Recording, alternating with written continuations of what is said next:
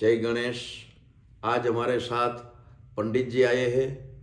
उनके साथ नवग्रह के बारे में थोड़ी जानकारी हम लेते हैं। जय गणेश। शास्त्री जी, ग्रह तो ऐसे है कि ग्रह चाहे भगवान राम हो या कृष्ण हो, किसी को छोड़ते नहीं। और भगवान को क्या, भगवान के पिता को भी नहीं छोड़ते। आपने सुना होगा रामायण में दशरथ जी ने उसको पता नहीं था कि उसको तो था कि किसी और को तीर लगे, लेकिन श्रवण के माता पिता को जब तीर लगा तो उसका श्राप होता। तो भगवान के पिता को भी, ये ग्रहों का प्रभाव है। तो ग्रह हमारे जीवन में बहुत असर करते हैं और ग्रहों का काम ऐसा है कि राजा को रंक बना दे और रंक को राजा बना दे। ऐसे ग्रह है हमारे। तो शास्त्री जी, अब सूर्य के बारे में कुछ जानकारी। सूर्य, भगवान सूर्य को पिता का कारक बताए और सूर्य आत्मबल का भी कारक है।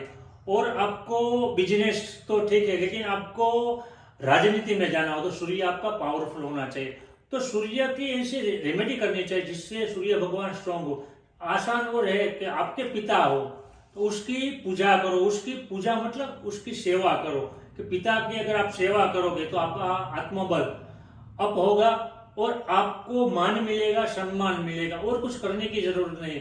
भगवान सूर्य नारायण को जल का अर्पण करे और पिता की सेवा करे। अब शास्त्री जी, चंद्र के बारे में कुछ बताइए। चंद्र में ज्योतिष में माता का रूप दिया गया है। तो वैसे भी इस जगत में अगर हमें उत्पन्न होना है तो सबसे पहले कौन है कि माँ। तो अगर आपकी माँ की आप सेवा करोगे, आपकी माँ की पूजा करोगे तो आपकी माता प्रसन्न होगी, तो भगवान चंद्र महाराज भी प्रसन्न होंगे और आपके जीवन में जो कुंडली में जो चंद्र का दोष है उसे भगवान मुक्ति देने वाले बनेंगे। तो अब शास्त्री जी, मंगल के बारे में कुछ बताइए। मंगल को ज्योतिष में देह यानी बॉडी का कारक है। तो आप जितना हो सके अपनी बॉडी को मेंटेन रखें, फिट रखें। आप जिम, जॉगिंग, एक्सरसाइज करोगे तो मंगल महाराज प्रसन्न होगे और आपको जो मंगल का दोष है उसमें भी मुक्ति मिलेगी। अब शास्त्री जी, बुध के बारे में कुछ बताइए। बुध को ज्योतिष में बुद्धि का भी कारक बताया गया है और बोली का यानी वाणी का। तो आप अपने के साथ या अपने फ्रेंड सर्कल या किसी अनजान के साथ आप प्यार से बोलिए, मीठा बोलिए, किसी को अपशब्द ना कहिए, तो बुध भगवान प्रसन्न होंगे और जो बुध का आप में जो नेगेटिविटी और दूर होगी और पॉजिटिविटी आएगी। अब गुरु ग्रह के बारे में बताइए शास्त्री जी। और जैसे हम मनुष्य के सब गुरु होते हैं, वैसे भी 9 ग्रहों के गुरु को बृहस्पति कहा गया है। और बृहस्पति जी की अगर हमें कृपा प्राप्त करनी हो तो हमारे गुरु, जो गुरु ने दिखाया है वो मार्ग, उसमें चलना चाहिए। गुरु की वंदना करनी चाहिए, गुरु का पूजन करना चाहिए। अगर हमारे गुरु कोई नहीं है तो हमारे शास्त्रों में बताया गया है, कृष्णम वंदे जगत गुरु। आप भगवान कृष्ण की वंदना कीजिए, उसकी पूजा करिए तो गुरु महाराज प्रसन्न होंगे और आपको समृद्धि की प्राप्ति होगी। अब शुक्र के बारे में कुछ बताइए।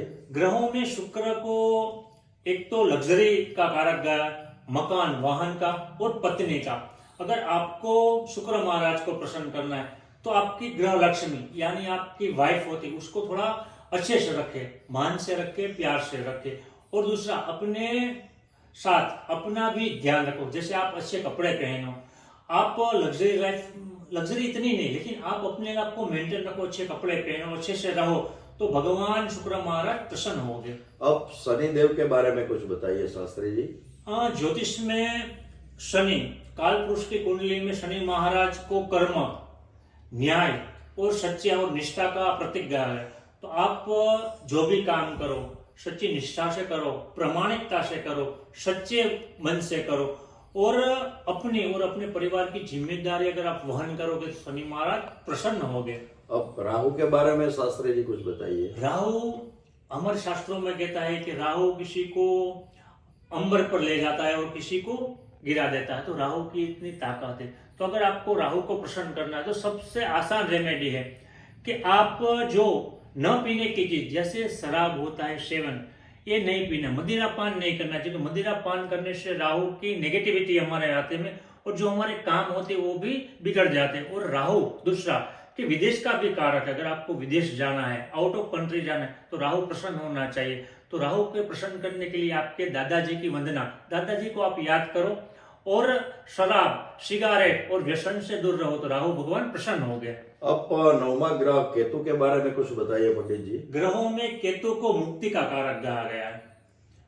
तो सब ग्रह क्या है, हमें खींचते हैं, लेकिन केतु कहता है कि मुक्त होने को कहता है।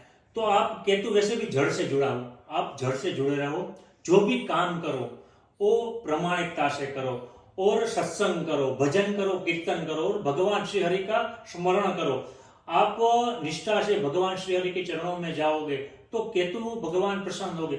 और केतु को और प्रसन्न करना हो, कोई आपके बिजनेस में रुकावट आती हो, ब्लॉकेज आते हो, तो गणपति जी, आजकल हमारे हिंदू में घर में गणपति जी महाराज होते, दुर्वा लेते, दुर्वा का आपको पता है, दुर्वा रोज लेकर एक रक्त पुष्प यानी लाल पुष्प लेकर गणपति जी की चरणों में चढ़ा दो। रोज ये चढ़ाने से 90 यानी कि 90 दिन तो केतु महाराज भी प्रसन्न हो गए और आपके सबके मनोरथ परिपूर्ण हो गए।